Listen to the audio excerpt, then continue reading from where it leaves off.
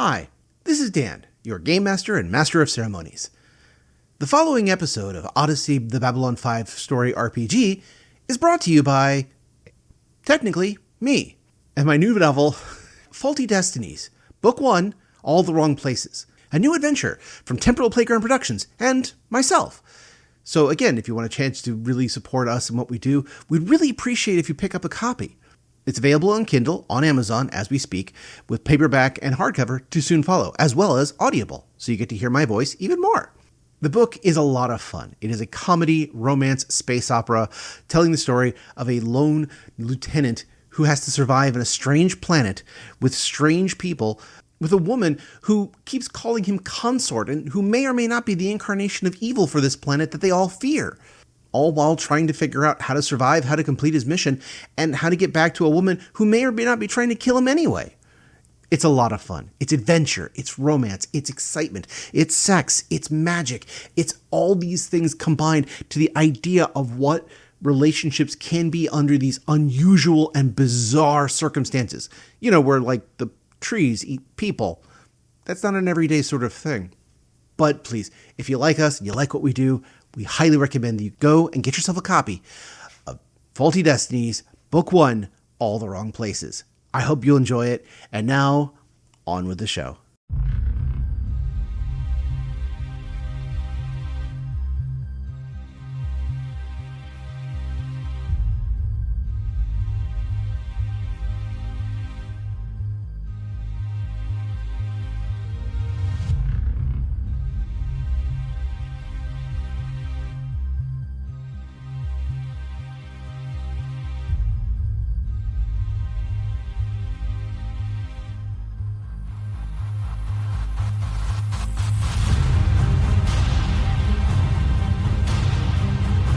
This is Daniel, your Game Master and Master of Ceremony.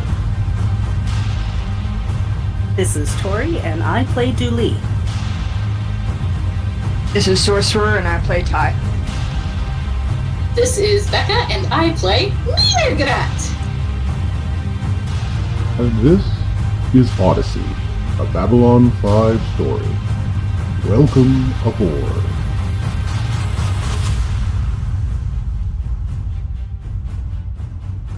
Just a minute, I will be with you in just a minute. Gonna do this, gonna do that. Hello, my name is Padini, welcome to Cloudverse, how can I take your order? Oh, it's you, you've caught me at a very strange time and place. Well, there's a little bit of a backlog of things, and I had to, take it a odd job or 7. But once my cast and crew are paid off, we'll get right back to where we were, making great cinematographica. And that is where my strong point really excels.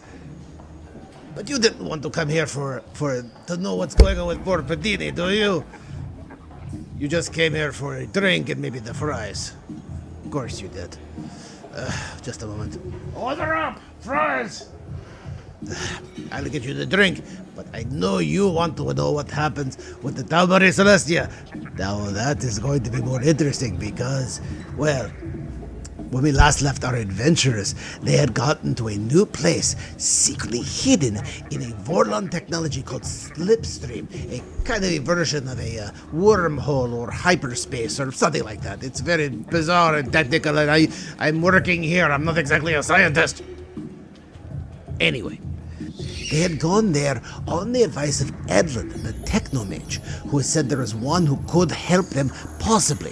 So they climbed into Dodger, their great new bioship, and had flown to this new found world, where around the world there was a great number of models. These models of Babylon 4, as remembered by the Mimbari, who had begun reconstructing them 1,000 years ago with a new race of sentient centaur teddy bears, or pandas, or whatever. Those big things. You know the things. Anyway, they had just made themselves known and were having a great conversation with the model maker when, well, a bargain may or may not be struck very, very soon. But, where do we start from here? Oh, right. You don't want the fries, you're looking for the specialty popcorn. What is it with humans and popcorn? I don't get it. I've tried it. It's so weird in the teeth. So, just a moment. Can I get an order of popcorn as well? Yes, fries and popcorn. It's for the human. Well, you know how that goes. Because your brain is popcorn. Her brain is popcorn this morning. I was up at 6 because I needed to wash my hair. So yeah, things. That's crazy. All right, so yes, carbon steel pandas. Yeah. Yes, Sorry. The organic metal pandas, which they seem to be assisting loci with the construction. That's okay. Give me a moment to go back to my computer going, wait, did I press record? Oh, wait, shit. Okay, now I'm recording.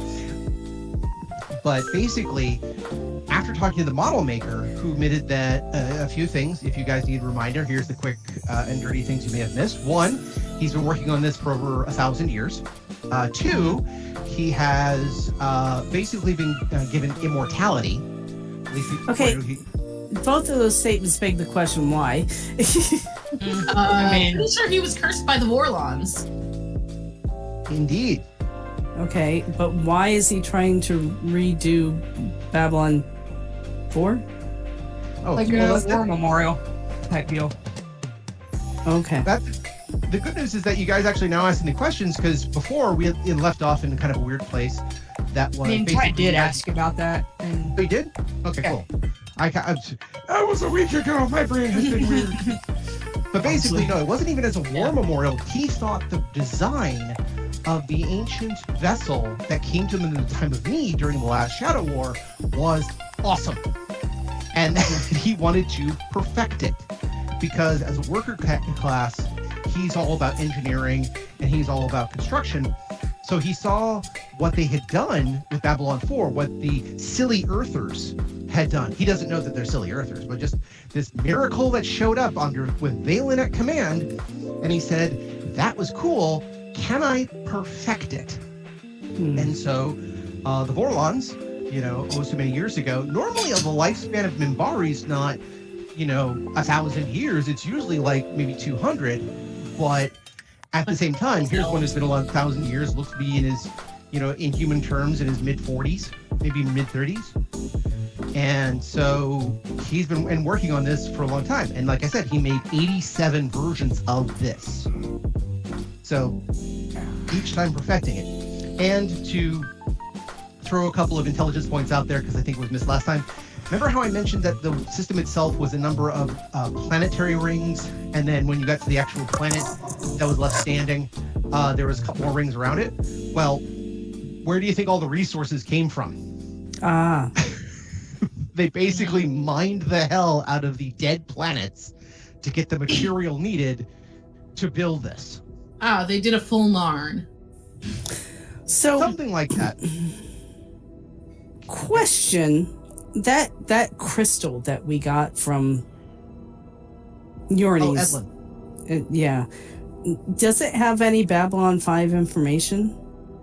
Well, most of the lore they had about the bottle maker, because again, he is a figure of mythology to a lot of the techno mages. Because if nothing else, he's a worker person who is just really awesome with tech, so they like that. 2, he's supposedly immortal, which they think is kind of neat. 3, he's trying to do some sort of perfections, which, depending on the artistry of the techno mage, some of them find fascinating. The other ones are going, what did he perfect? Because they don't know. Right, but I'm just wondering if it had information on Babylon 5 on it, because they, knew he was working on this.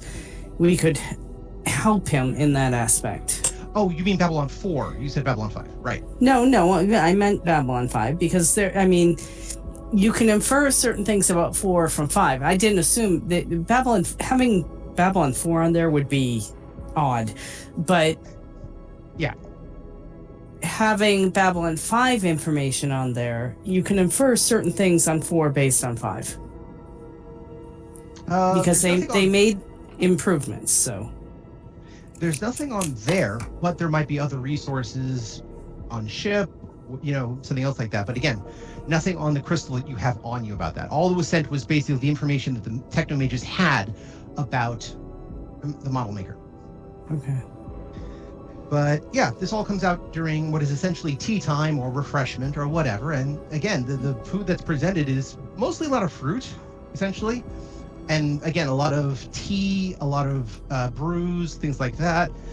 This unfortunately makes things difficult for the pak'ma'ra because, again, nothing's left out in the sun. No. Like, Mirgrat wouldn't be eating at this point anyway because other people are trying to. That's true. Totally fair. Mm-hmm. Like, Mirgrat's not a jerk about these kinds of things. If memory serves, you also brought with you a paro, and I believe you also brought with you Kutbusek. And the warrior this guy. sounds accurate. Oh, White Mountain.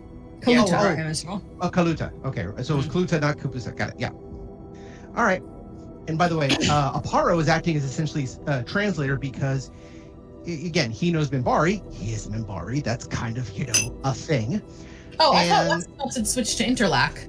Oh, he did, to make sure everyone can hear him. But again, it's always good to have a native speaker when talking to, if you're in a room full of Japanese businessmen and they all speak English, it's always good to have one person who speaks Japanese. Yeah, that's fair. In case they have, that moment where they forget the English word and substitute in their native language. Yeah. The other one on this one is for business. You always have somebody who speaks Japanese, so when they try to talk amongst themselves about whatever they're planning, you have somebody who can hear, who can listen in. Yeah. So in this particular case, Aparo went with you because if nothing else, most of the other people who don't speak Interlac speak Minbari. This has been evident from the panda things. Mm-hmm. And Lokai, of course, being worker Minbari, initially started talking in Minbari. So again, it's nice to have a translator with you. But yes, Aparo is not 100% healed. He's better. He's a lot better than what he was. But he's still, a little slow on the gun. So the other reason why it's good to have the mountain around because, he could lift Aparo up with one hand and say, here, you sit here. Again, he mostly just stands in the back, crosses his arms, but he will occasionally take a sip of beverage, which, by the way, is brought to you in basically, the Japanese teacups that are very small, not a little bit larger than shot glasses? Yes. Mm-hmm. Yeah. Imagine, if you will, that in the hands of somebody about the size of the Juggernaut. So it's like watching a guy drink from a thimble. Thimble. Yeah, I was just going to say that. It's a thimble. So, drink daintily from a thimble. Even the Drazi understand when given a drink that small, pinky up. So, but again, here is Lokai, who is, as far as you can tell, if you guys want to make sense motive checks, you're welcome to. As well as is happy to talk because he's just talked to the panda people for a long time. He hasn't talked to anybody else. And he does refer to the Vorlons as his masters. So I'm getting the sense that this guy has crossed the introvert event horizon.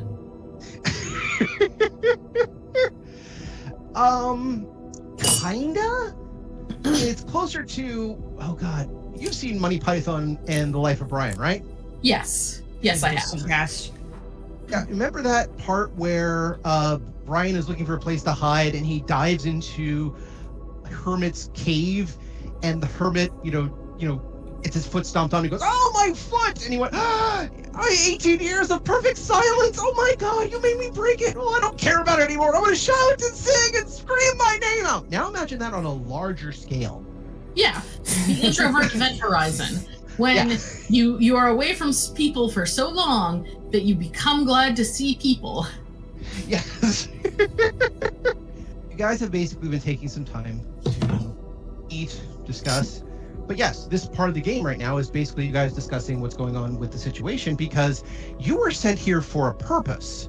The biggest purpose you got is that there was references to the model maker both in Milgram's message to Tuvo, and that also got spread amongst the brains and a little bit to Mirgrat, but also a couple of references made to it by both Edlund and a few other people. So again, there's obviously a need for this somehow. You just haven't figured out the specifics yet. But here is this model maker, the one they all spoke of, who is there essentially having a lovely tea party for a pak'ma'ra, for Minbari, amongst the robotic people, enjoying some fruits and some vegetables and so forth, and drinking some tea. Otherwise, entertaining people he hasn't seen in a long, long time. So, This but he isn't the did mention, strangest like I thing we've said, done this week, so. sorry, what was that? This isn't the strangest thing we've done this week, let's be real. Okay, fair enough. Considering what it took you to get here by going through that trippy headspace of Slipstream, having a waking hallucination trip as you were like holding on to the control pad with your dear life. Yeah, this is not the strangest thing that happened this week. But yeah, he again begins to start talking about how he was given this assignment. He mentions that yes, long ago, when they saw that he had a need for perfection, when the masters saw many, many years ago that I had a need to take this idea and find the perfection therein, they saw something they approved of. It was something they understood. And so they granted me the ability to try for perfection, though they knew that it would take longer than most Minbaris would be alive. They granted me something special, and I was given that which they keep for themselves. And so I continued my work. Eventually I found helpers around the planet below. I found these people. He actually kind of starts giggling. I'm terribly sorry. I've been with them for hundreds of years, and I barely even know what their race is called. I've been just calling them helpers for the last 700 years. Oh my god, that is so racist. He kind of blushes a little bit, going, that wasn't Mirgrat, that was the podiatrist. But he's like, I've been, working with them very well for hundreds of years, and they have helped me build all these models to try to find perfection. They're amazingly good welders and sensational wirers of circuitry, and they've helped me recreate a couple of the data profiles and computer banks. Very fascinating people. And yet he hasn't bothered to learn their name. Their name, yeah. The species name, to be specific. Their individual names. He doesn't know any of their individual names either. I would lay money on that. Oh no, he does. Simply because he knows those in his direct circle, because he has to, if nothing else, issue commands, get reports, find out who's doing what. So they actually do have a variety of names, and it took, as he said, it took them a good 20 years before they understood both the Minbari worker language and Interlac, which he then, proceeded to teach them. And over the generations, they simply passed on to each generation. So it took about, 10, maybe 20 generations before they all were speaking the same language. Now they all still speak it in that interesting monotone and harmony that, again, sounds like Soundwave on crack. But at the same time, they also have a language amongst themselves, which he understands but he cannot speak, simply because he cannot make those same tonalities. Not enough throat plates. It's more of, one cannot vocalize a Casio recorder. No, you've never heard me try to sing. Is that a good thing or a bad thing? Oh, it's a deeply bad thing. What? That we haven't heard you sing? Oh, no, sorry. My singing is a deeply bad thing. You haven't heard me try to sing. I mean, it's an experience. Sorry. And next up on pak'ma'ra karaoke. Oh my god, Mirgrat karaoke would be fucking bonkers. All right, I need someone to remind me why we went to look for the fucking model maker in the first place. Because I've been thinking about this for 7 minutes while y'all were just talking. Okay, Dan and I had that conversation earlier, and he didn't give me all the answers, but yeah, I was like, why are we here? Recap about why we decided to do this. Okay, so besides the fact there seemed to be some reason to go in this direction, because again, you've got these hints from both the Technomage and the person who was a secret keeper for the Vorlons in Vorlon space. This seemed to be something of importance. Now, just to move the plot along, because I realized last time you guys were lost, and as I was talking to Tori this week, I happened to go, oh, right, you guys were lost. I should probably move this a little forward. So just for the sake of game, I would like everybody to do an intelligence roll. Just, and you know, you don't even have to impress me or anything like that. So just, again, anybody who makes the roll, I'm going to give a leap of logic to just keep the motion going with the game. I think that's exactly my intelligence, actually. Yes, it is. 13. Is 4 under my intelligence. Okay. That is deeply over. Oh, wait, no, I actually rolled a 12 because I forgot to get rid of that +1, so I knew it, actually, because my intelligence is 13. For the first time, pak'ma'ra did not get the clue, but the other two did. I feel like this has happened before. I roll pretty badly. So basically, here's a few details that Ty, you may know this. Again, you've never been on Babylon 4, but again, Babylon 4 is kind of the Flying Dutchman of space travel. So there's kind of myths and legends about it. I mean, I've heard of it, obviously, but well, one does not forget the Titanic, the Flying Dutchman, or anything that just kind of vanishes in the middle of nowhere. Again, to some people, the word flight and a number brings terror. Unfortunately, I can't remember the name of that flight that disappeared over in Southeast Asia. So anyway, basically, what you remember of Babylon 4, though, is one of the rumors that used to circulate around is that Babylon 4 got moved. Babylon 4 had one thing that separated it from every other Babylon station. And this is true and in the canon, by the way. Babylon 4 had engines. It actually had a propulsion system. Well, that was their first mistake. Okay. So what that means is that Babylon 4 can move. How fast can it move? Like faster than it'll take us 1,000 years to get home, or? Yeah, probably not that fast. Not that fast, because again, it's not fast, but again, it's hard to get it through a jump point because it's pretty damn big. So you kind of have to take the slow way around. But here's the balance side that even Dooley can tell you. Because Dooley spent so much time in the down below, where they did have fairly strong traffic, things like, soup kitchens and places you could go to get a bite to eat when you had nothing were available, and they weren't just people, giving out stuff. This was some of the unused food that was produced in the garden system, because they had this full, as you know, large garden area that was used for both air reclamation and for food.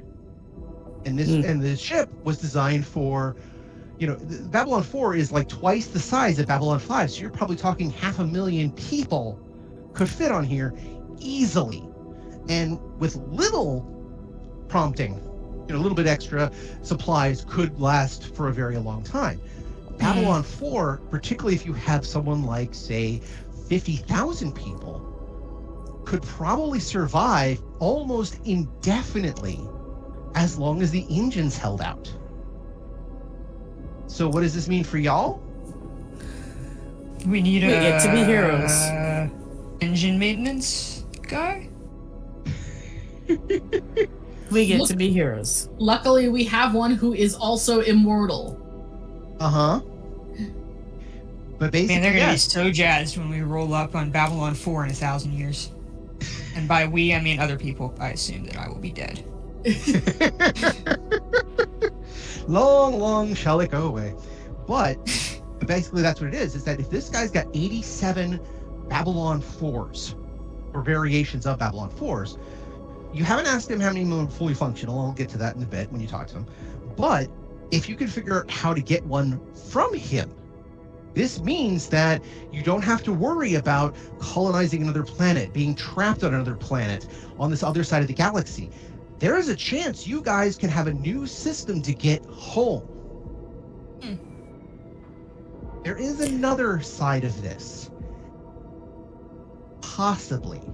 And I'm going to ask for another intelligence roll for everybody, but because it's such a weird idea, I'm going to say that you have to roll under half your intelligence. Oh, damn. For me. And okay, sorcerer, you rolled a 10, not quite good enough.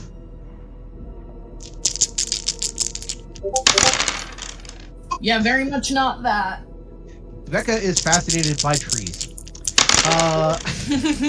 Listen, Mirgarat has a lot to absorb and also has just encountered a brand new race of aliens. Uh-huh.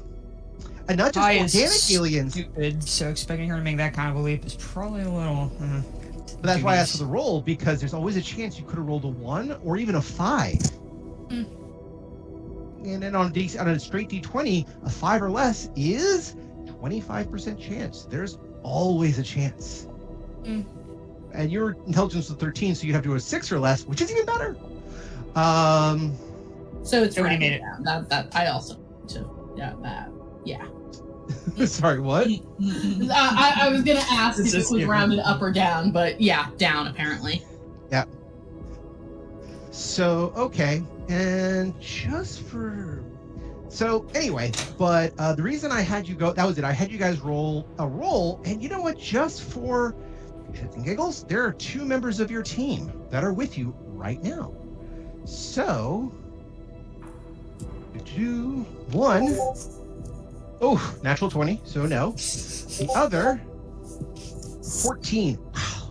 We're all getting great rolls in the time we don't need to be making great rolls. Everybody picking up whatever this information is. Nobody's gonna know. Okay, so perhaps at another time it will pop up. So, Listen, at some point someone's gonna put 2 and 2 together. Maybe. oh yeah, probably. Eventually. So yeah, but the question is then if you can get this one of these stations from him, get it back to the Marie Celeste. Sorry, the Tal Marie Celestia. Okay, I just gave the pun away. But once again, editing is a thing. I know. Sorry, But there's problems with this. We have at least 2 foreign entities on the ship that we don't want to take with us. The bugs. Take the bugs. We know. We know what the bugs look like. We don't want to take the cult. Yeah. How do we? Yeah, but how do we know the aliens from the past who want to inhabit other people's bodies? We don't have a test for that. Yuthian. We don't have a test for the Yuthian. No, I thought we had the Bugs Bunny test. So what? Bugs Bunny test helps. Now again, remember when Ty didn't know Bugs Bunny and what's her face? Kali was like, "Oh, you're not a human. You're body swapped because if you were a human, you would know who the fuck Bugs Bunny is." And so we have to come up with that for each culture because that's a cultural thing. Do we know cultures? If only you had someone in the party who has like 1, access to the entire pak'ma'ra database of knowledge, and 2, spends all of their time studying different kinds of aliens. Well, yes, but you didn't know Bugs Bunny. No, that wasn't me. That was Ty who didn't know Bugs Bunny. Oh, okay. Okay. Mirgarat has a rating of 6 in knowledge human culture, so Mirgarat obviously knows Bugs Bunny. Bugs Bunny. Okay, so yeah, Mirgarat would need to come up with a few tests for each culture. Yeah, Mirgarat might actually know the fact that Jerry from Tom and Jerry's real name is in fact Jerome. Becca didn't know that, but Mirgarat might. Yes, this is true. Ty, what were you saying? Also, we did tell that Ellen guy that we would get his ship out of the other ships, which we cannot do if we abandon it. in space. Yes, but if we abandon it in space, his problem of needing to get his ship out without destroying the ship that it's in suddenly becomes a non-issue. So, like, either way, we're removing the obstacle from his path. I made a deal. This isn't that important to you, but Well, here's the thing. If we remove everybody that we need to from our ship, can he then just destroy the ship and get his ship out? He doesn't know how, and I already asked him if we could just go back to regular space and give him the whole damn thing, and he didn't want it, so... I mean, fair, it's full of bugs and cultists. I wouldn't want it either. Wait. We're talking to a master engineer. Why couldn't the model maker figure out how to get a ship out? It's like a whole new puzzle that should enthusiastically redirect his brain. I mean, or he just likes the one puzzle. Like, I like that. Where it's like, hey, do you want this thing that's tangentially related to the thing that you're obsessed with? And they're like, no, thank you. I would just like the one thing that I'm obsessed with. Right. But it's worth a conversation. Oh, fully. Also, you don't really have to listen to me. I'm just a podiatrist. What? I realized that you were kind of having this conversation in character, and I was very much not in character, and so I threw in that at the end so that the listeners know that Dooley is talking to Padini's podiatrist, which is an in-universe thing, as opposed to Dooley breaking the fourth wall and talking to me, Becca. Oh, okay. Sorry. All right. Well, maybe I can talk him into helping us anyway, even if he's not that interested in the, the puzzle or whatever. Well, I think this idea has merit. So while you talk amongst yourselves, he actually does stand and said, "Would anyone like a tour? I have been so long since I've been able to give a tour as to what this vessel is like. I think you might enjoy it. Particularly, you've come so long and so way. Would you care to join?" Yes, sure. That sounds fascinating. Okay. So everyone gets up, and some people, grab their drink. Which, by the way, there is this large fruit thing. Again, not unlike an apple. In some regards, apple, pear, whatever the Minbari eat in that regard. For all I know, it's a large crystalline structure thing. Who knows? But he just reaches down from the bowl of fruit, picks up between his thumb and forefinger, and just starts devouring it through the mask. Just whole.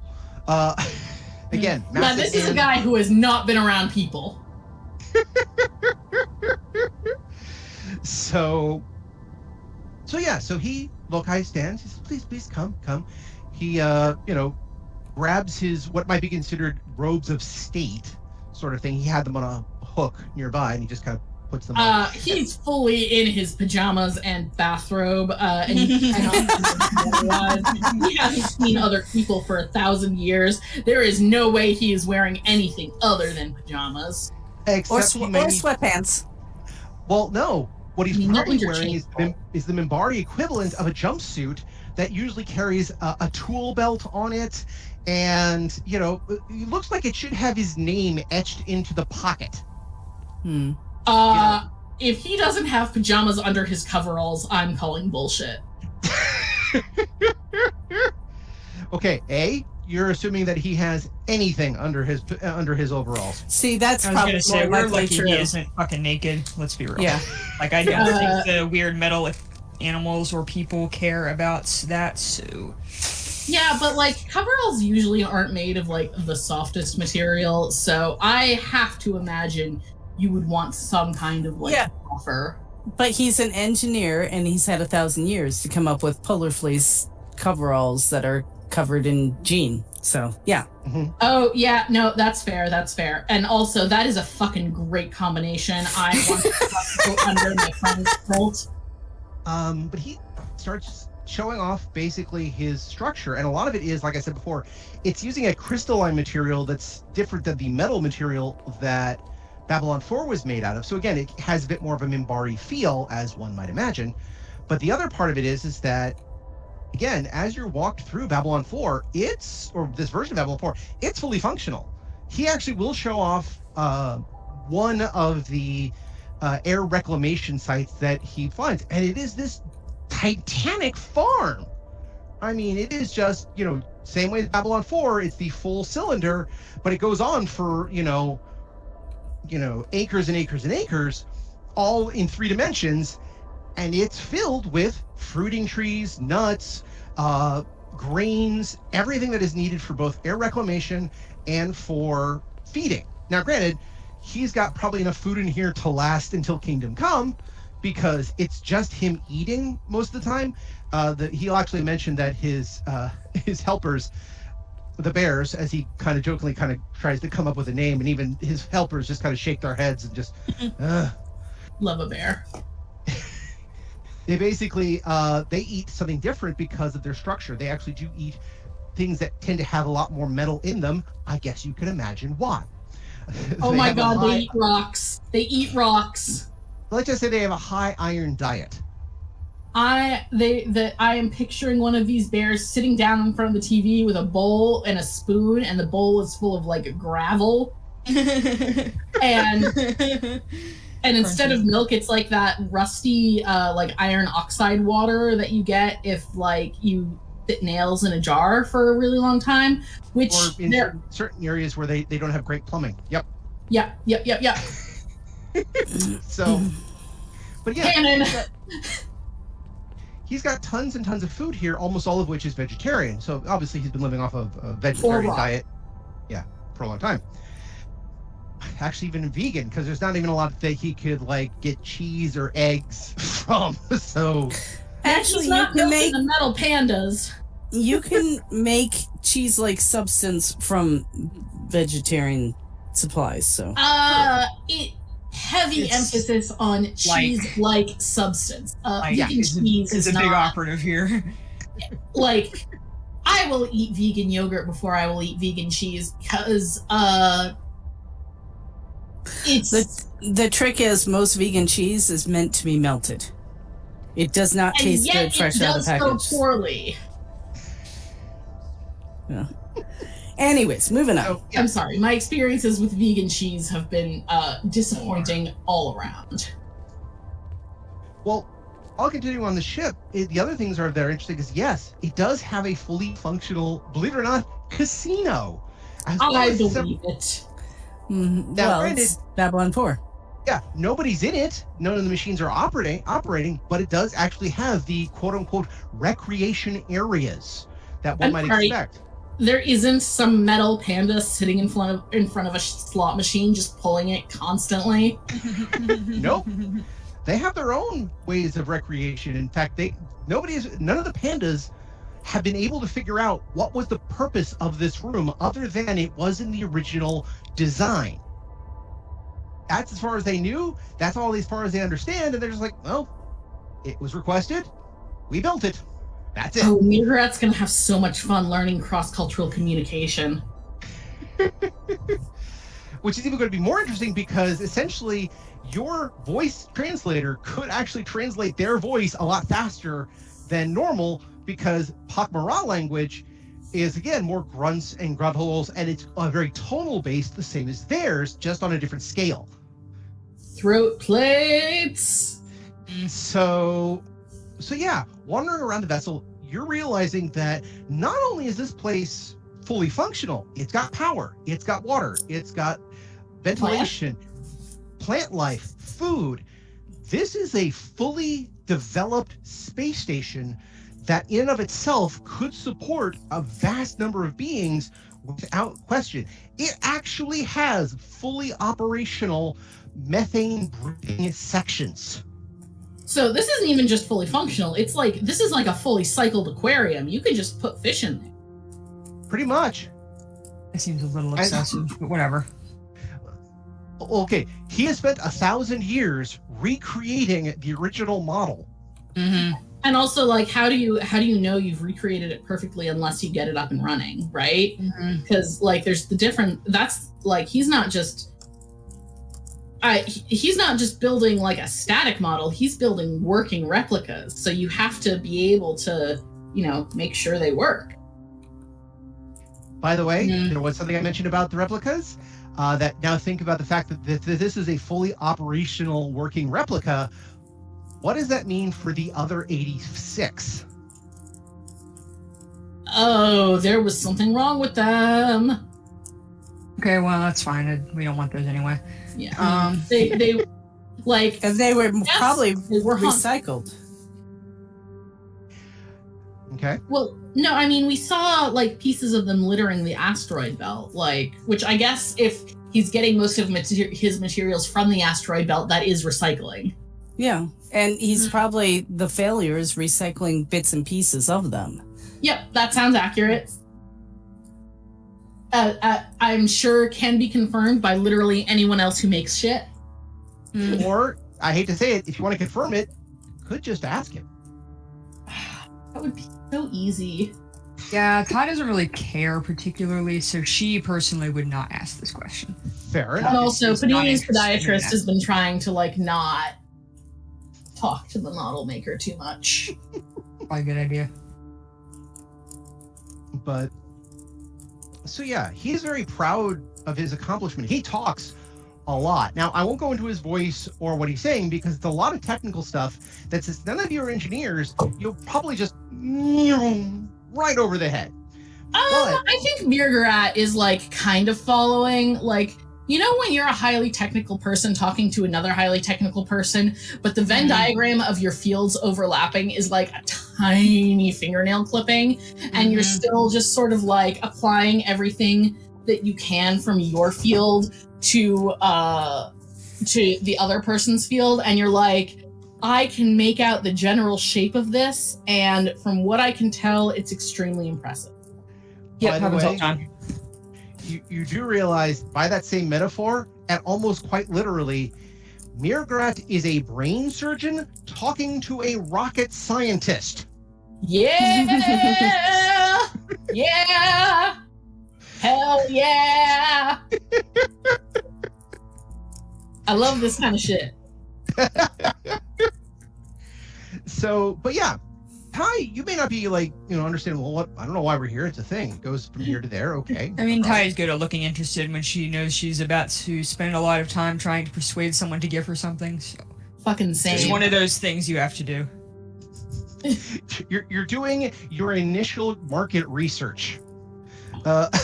Essentially what you're doing. It's like, okay, well, we see that the provider of something, we'll see what kind of price he goes for, and we have to evaluate both his wants, needs, and his accomplishment level to figure out the best price for the situation. Got it. I mean, yeah, she basically has to think of something she might be able to trade for this fucking thing, so she's paying attention, even if she doesn't understand details. What if we trade the ship that's full of alien bugs that isn't full of alien bugs? And we tell them about the bugs, but we say they're new organic life forms. No, shit. He knows about the bugs because he knew about the Yithian. I don't think Ty would even try to sell that. She's not a great person, but she's not that cold. Could these little metal bear people help us with the bug problem? Because the bugs are only really interested in organics as best as we can determine. Bugs versus bears. Like, honestly. Well, that's part of interest, and it's building this thing for this guy for some reason. That's part of negotiations.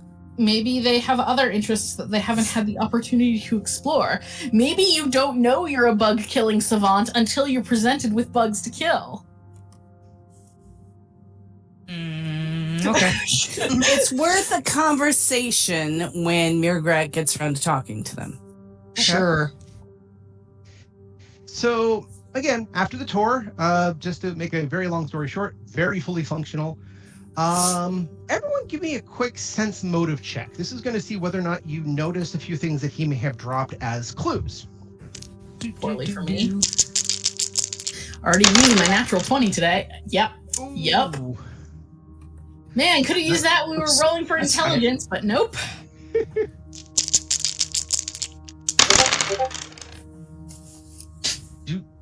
Julie, you just missed by like, sorry, never mind. 22. No. Okay. 22. All right. So, Julie, few things you picked up is that I didn't get 22, by the way. I got 16. I know, that's why I'm talking to you first. Oh, okay. Okay. So that this is the things you know, and then I go into more details for the stuff that Ty listened and figured out. Mirrorat's too fascinated by everything that's going on. Mirrorat's staring up at the ceiling the entire time. Oh no, Mirrorat's staring at the bears. Yeah, she is staring. That's her modus operandi, is to learn other cultures and other creatures. Here is something no pak'ma'ra has ever seen, even remotely like. Here is something that's not registered in any ISA manual, and who gets to learn about it? Mirrorat. It's Mirrorat's time to shine. Which, by the way, that will be for our next Patreon. We're going to have that as our sound file that we're going to release. Yep. As your text notification. I'm sorry, I could see that now as a text alert. That's just beautiful. So, yeah, Dooley, you got a 16. So a few things that he dropped. Yeah, like I said, he was immortal. Yeah, he was sent there by the Vorlons to perfect things. Yeah, he is a survivor of the first Shadow War, when all the ancient races and several of the mid races, as he calls them, the middle children, came to war against the Shadows and their middle children. He again actually did serve aboard Babylon 4 at the time, though there was a different name for it. I don't remember the name for it right now, but it's in canon. They actually used to call it something else. I'm sure it was some kind of Minbari ass name, like Citadel of Light or whatever. Something like that, yeah. There's actually a couple of graphic novels talking about the fate of Babylon 4. I used to have them as graphic novels, but I have them as individual issues, and I'm not going to go dig them out right now. Fair. So, written by JMS himself. Of course. He mentions a few of his details, but he also mentions that he got to know a few of the middle children a while back, and that he did try to scrape any of their influence off this group. He was told about a strange alien race that will eventually be of importance, that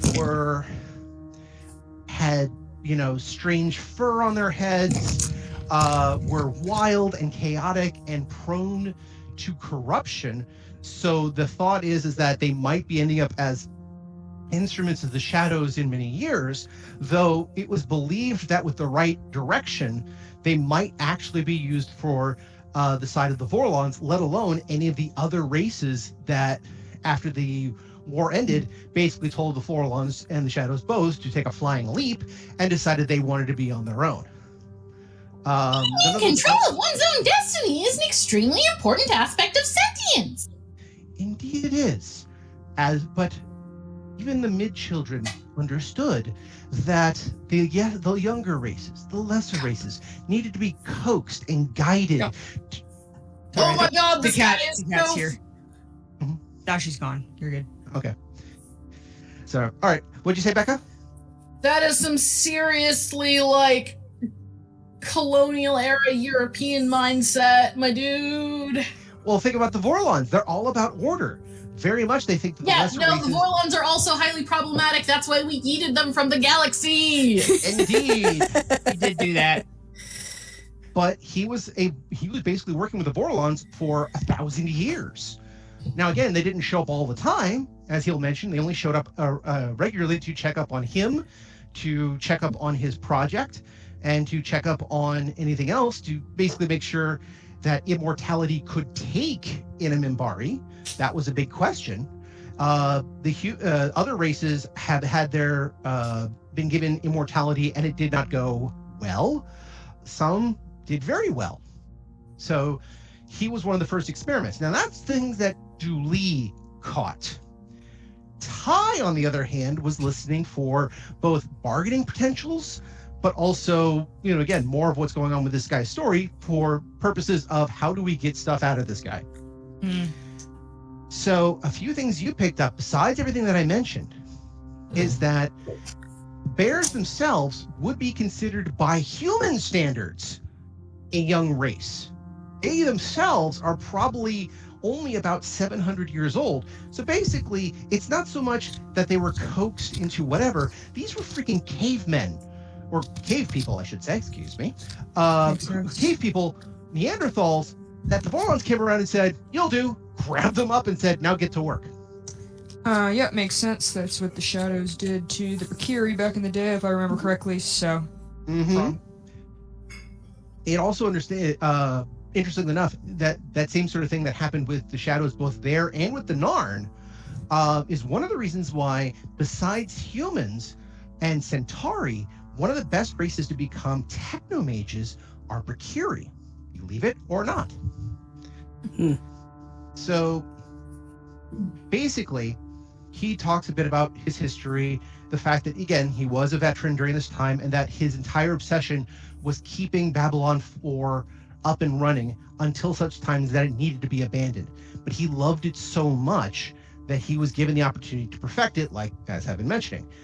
But he's perfected it enough times that, to answer one of the questions earlier, he hasn't stopped creating, and he has never destroyed any but 7 of his creations. The 7's either detonated, because they didn't do right, or they just really didn't function at all. So there's probably about plus or minus 80 Babylon 4s, fully functional Babylon 4s of various different types and designs in and around this system. Well, we only need one. I'm going to start asking pseudo-intelligent questions about, like, the engine range and, like, shields and blah, blah, blah, and the hydraulics and, the kind of, like, normal pilot questions. Nothing suspicious. I'm going to start trying to learn the panda language. So, Ty, give me a quick... I don't believe you have engineering, do you? No, I have operations pilot. And I'm not interested in engineering. I'm just interested in basic facts, like, Fair enough. How fast is this thing? Go ahead and give me a operations pilot roll. Sure. 14. Okay. Not the best situation, but again, you're listening to what he has to say. Now, you asked some good piloting questions. How fast does he go? No, it doesn't have any shields, because shields weren't really a big thing at the time, though he has tried to install Minbari technology, which is essentially akin to stealth technology. It prevents radar lock. So it makes it a lot harder for things to lock onto the vessel to shoot it. This is also one of the reasons why the Minbari, almost wiped the floor with the humans. So he's installed some Minbari technology, including upgrading some of the weapons as he understood it. But as he understood the weapons, they are from Minbari times of 1,000 years ago. So he hasn't had a lot of innovation since then. Sweet. I'm gonna start doing like a little compare and contrast with everything I know about Babylon 5 to what he's built here in his like model of Babylon 4. Okay. But I'm gonna make it sound like it's somewhat more advanced and cooler than everything he has around him. All right. Not lying, just exaggerating. Still, it still counts as bluff. Yeah. 33. 33. Okay. So that's not just the, you have a lovely vessel here. Now, unfortunately, it's 1,000 years old, and we've had some development since then. You have the, lovely vessel. I don't think it would compare to Babylon 5. Now, Babylon 5 is smaller, but Babylon 5 has far more power, far more drive. It can support a vast number of people, and it is still operational as of today. And again, doing the subtle... What's the term? It's not... He's negging. He's negging his ship. Yeah. Yeah. Thank you. I knew there was a term for this. I just couldn't remember what it was. But yeah, negging the ship of the, well, this is lovely for 1,000 years old, but there's been development since then. I mean, this is good all the same, but, Then I'm just going to be like, yeah, too bad you can't see it. Too bad you're so far away. And have no way to go there and look at this amazing thing that exists now. Okay. So, all right. Mirgrat, give me a linguistics check. I can do that. 27. 27. Okay. It's not taking you long to learn the basics of the language, at least the tonalities. Verb tenses and functions are a little bit different. In other words, you will probably sound like all your base or belong to us if you attempt their language, but you can at least that's a part of learning a language. Exactly. And again, you don't speak it fluently at all. I mean, you've picked up a couple of words or two as you asked, but enough that you could probably ask a couple of questions of the bears in and of themselves. Oh yeah, Ty, one other thing. I'll give this to you while you're talking to him about the various specs. He does mention that several of the mid-races were obliterated, and some of them, as he kind of puts it, for good reason. You have a guess as to which ones they are, but you don't know for certain. But he does kind of mention that the war destroyed more planets than was known, because essentially his masters and the Masters of Darkness didn't want it getting out how many planets were destroyed. I guess that makes sense. Well, for the Vorlon sense, they want to be seen as the masters of order and good, and you don't want to just be, hi, we blew up your planet, so now let me give you some advice on how to better treat people. Whereas the Shadows don't want it getting out because they want an ace in the hole at all times. Ty is a Brickyria. I'm sure she can figure out exactly why they would want to do this. Oh, yeah. It's not like her country / race is not super into doing some war crimes when it's convenient. I mean, let's be honest, that's everyone. Like, that's true. Yeah. When the rubber you just don't lie about it, really. They just do it anyway. Yeah, when the rubber hits the road, I don't think the pak'ma'ra have committed war crimes, but I think that's mostly because they don't really do wars. Okay, they haven't done a war crime in quite some time, shall we say. What was our war crime? I can't remember, actually. There was one. I swear there was one, like when I was reading the pak'ma'ra manual, I swear there was one like 3,000 years ago, back before pak'ma'ra was kind of unified, but I can't remember what it is right now. I remember seeing it on the wiki, but again. Yeah, okay, fair enough. And then we learned our collective fucking lesson. Yes, that's basically it. You did what the Federation did in Star Trek. Federation was created not only after humans met the Vulcans and a few other groups, depending on which canon you're going by, but it all started because World War III, and according to some, World War IV, happened, almost decimating the entire planet and completely obliterating the human species. And those who survived came together and went, okay, let's never do that again. So let's talk it out. So that makes the episode where Cisco straight up committed a war crime even worse. That was the 90s for you. But so yeah, no shit. So basically, though, when talking to the Bears, though, they will mention that all they know is the great work and the great project, and they're very happy and content to do so, simply because the other side of it has been one of both glory, both of rising up, and the gifts they were given by the Bright Ones. And the Bright Ones both helped them become more intelligent, ended wars on their planet by giving them the great project, but also helped defend them against a couple of the other mid-races who thought these planets, with all its resources, would be a good thing to devour up. They're an uplifted species, is what you're saying. Essentially, yes. They were uplifted specifically for the purposes of both construction and helping, but at the same time, they were given a little bit something in return. Not, autonomy and freedom, but still something in return.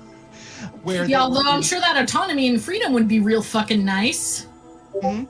But what they were given, though, was the ability to not fight amongst themselves and become unified as a planet, which still has got a lot going for it, but it's a step in the right direction, which is, again, for a species that is essentially not even 1,000 years old, not too shabby. Yeah, I mean, if I'm thinking about humans at 1,000, we were not doing super great. Just like collectively. No, actually, no, that's not fair. Like that's the I mean, yes, society progresses, but like, anyway, sorry, my brain. No worries. I was wondering where you were going with that. Where she's going with that is a thesis statement. Let's not lie. God. Yeah, fine. And thus, don't forget to get the paper published in a correct journal of medicine. God, no. I'm not citing sorcerers or anything, so that would be Evo Psych, and everyone knows that's bullshit. Yeah.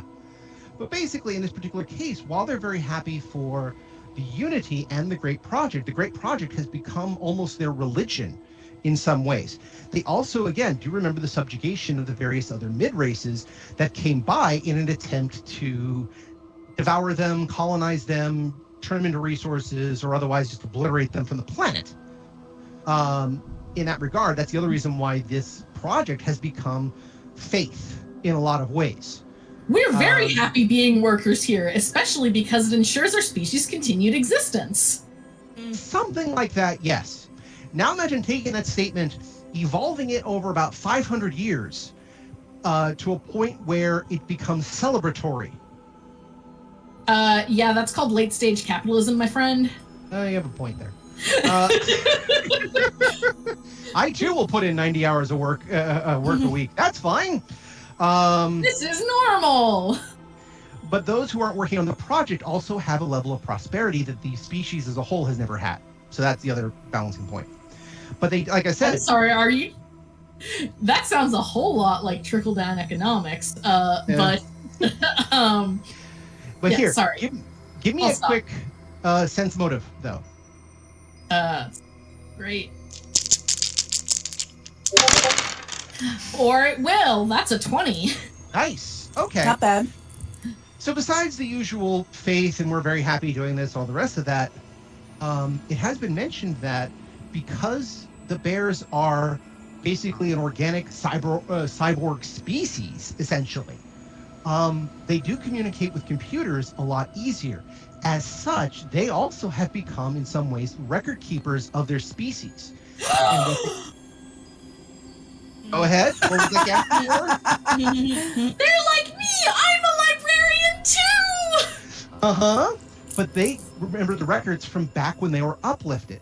Now, again, it's not like one person is a librarian and we keep it all. It's more of it's a little bit of a hive mind. They're not collective in any way, shape, or form. We have an echo.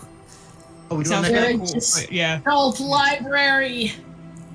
They have basically in the same way that humans use stories to. By the way, do I still have the echo? No, you're good now. Nope. Cool. Yeah, I don't know what happened. Weirdly timed to the word It sounded little. really cool. Yeah, it did. I'm gonna have to listen for that later on. Like, damn, that's cool. You'll hear it later. Yeah, I'll go over this sometime around July. God, I need to get an editor. I swear to God. Basically, because of this, they're in a very, very minor way hive mind, in the same way that humans would spread songs to keep traditions alive or keep knowledge alive. They have part of their tonality acts like essentially an old AOL Connect code. That little screech, that helps them to, send and receive information a little bit. So as a whole, they have a lot more record amongst themselves about what happened since they were uplifted, which includes what were the species like that tried to colonize them. Everyone remembers as if they were there because, for lack of a better term, the story data is still accurate. It has not eroded or changed over time. This is amazing. Oh my God. Yeah. And we just lost Mirgrat. This is sorry. As Mirgrat experiences the psychological and sociological equivalent of an orgasm. We're gonna find her in a corner of the ship surrounded by little metal bears. All communing together. So there's been a lot of discussion lately about how the reliance on written record to be the pinnacle of the historical reference is in and of itself a faulty assumption, because there are so many cultures that didn't use a written language because they passed everything down in an oral tradition. And beyond that, it's incredibly biased to say that an oral record is somehow less reliable than a written record, because it is acting as if written records are not themselves subject to bias of whoever writes them. And I like, yeah, anyway, so I love this. It's a very good, it makes, yes, happy, good. I like this. It reminds me of when the original Roots was being made. They described how they went over to the African village to talk to the historians. And the guy going over is like, okay, so I need to know about this. And they're like, no, that's not the way this works. They have to start at the beginning of the record and recite the record. Yeah. Also, like, context is important. Well, it's also like with certain groups of Judaism before the Torah was written down. Again, it was also a spoken language, but they knew no matter how you did it, whether it be spoken or written, it had to be done exact. Not a single word or letter could be added or removed without destroying the text. Right. So. And I'm sure that caused 0 wars. Yeah. As I have Mr. Burns in my head going, ketchup. I believe Madman answered that one. Heinz is ketchup. Everything else is just catsup. There you go. Thank you. That was my one relevant pop culture reference. So anyway, as you're doing this, and as Ty is basically talking to get better negotiating out of Lokai, I feel Dooley has been ignored for a while. Okay. So in this particular case, you're looking around here too, and again, a lot of this feels very familiar with it because you spent so much time not only in Down Below but living on Babylon 5. It's different enough that it's like the difference between going from the model apartment to an actual apartment, or from one dormitory to another dormitory. Everything has a similar layout, but the way it's done is very different. For you, though, it's a little bit strange because it's not quite going back home, but again, it does remind you of a few details. One, again, it reminds you when you were at your lowest at Babylon 5, which after the recent revelation of what's happened with you and what happened with Connor, gives you kind of an interesting perspective of what's going on with your life. Okay. At the same time, you're hearing what's going on with Ty as they're doing negotiation with Lokai, and he's bragging about this and that, a little bit what happened 1,000 years ago, and what he's been doing over the last 1,000 years, which again has been perfecting this, uplifting a culture, perfecting that, doing new things like this, and even Ty doing the whole, oh, you're still using crystalline structure technology? That's lovely and retro. Just openly, making some shit up, like, that anybody who'd ever actually been to Babylon 5 would know is complete bullshit. At this point, I wouldn't be at all surprised if this was the same universe where Star Trek existed as a TV show, that essentially the Mercurian equivalent of, oh, but we use matter transporters now, and we have phasers and photon torpedoes. So much more interesting than what you've been using. Just pulling whatever you can from sci-fi to make it sound impressive. Goal here is to make him really interested in Babylon 5 in hopes that I can convince him to just let us use this model to go there, and he can also go and see this place. It's going to be real disappointing when he gets there, but at that point it's not my problem because I'll be dead. He's immortal, but I'll be dead. There you go. And the dead can't take blame. Or at least they don't care about blame because they're dead. So, Dooley, just for how things are working, give me a notice check. 22. 22. Okay, so Aparo is also keeping up with Ty and Lokai. Mostly, again, listening to Lokai talk. Again, he is a worker type, but a very well-regarded worker type. So, again, person of high class, no matter what class they are, is someone that the Minbari go, someone of respect, capital R, let's go see what's going on there. The one who's standing by you most of the time, however, is Kaluta. He is, as far as you can tell, he's walking side by side with you. And as you walk and look and listen, he's very, very quiet. And he looks over at one point. This is interesting. I can see this being a great home for those who survive. I could see that. A home for the long term, perhaps. He looks down at you. I am a gladiator, and I don't believe they would have a gladiator arena here, but it is possible. I do not know who I could fight who could master Kaluta. But I think we could find this as a viable home for our people if we need to. Don't you agree, Warrior Dooley? Now that is a good question for a man of stature and far more wisdom than we first gave him credit for. But who would give credit to a person like that? But I know who you should give credit to, and that is by coming back next time to me, Padini, for another episode of Odyssey, a Babylon 5 story. Now, hold on a second.